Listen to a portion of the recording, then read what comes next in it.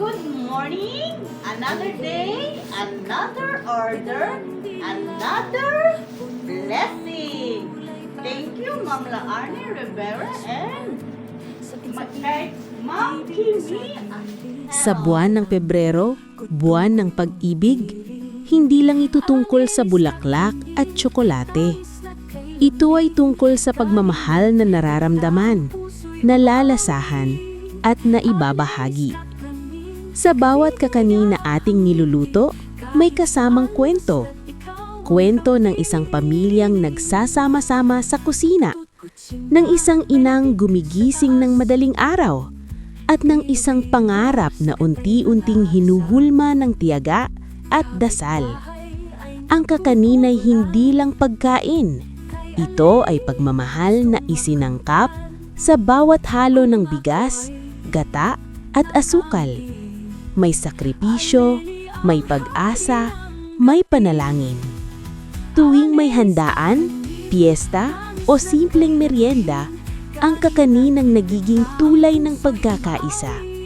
Pinagdudugtong nito ang magkapamilya, magkakaibigan at buong komunidad.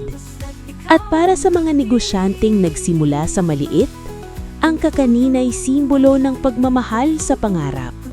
Sa kabila ng pagod, puyat at pagsubok, pinipili pa ring magpatuloy dahil ang bawat niluluto ay may layunin.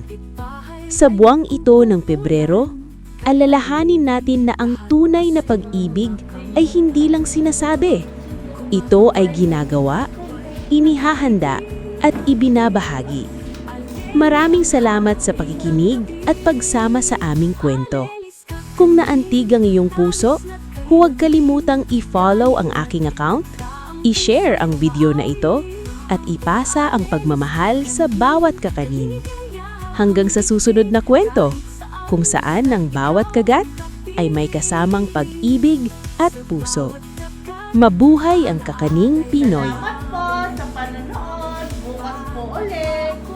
Bye-bye!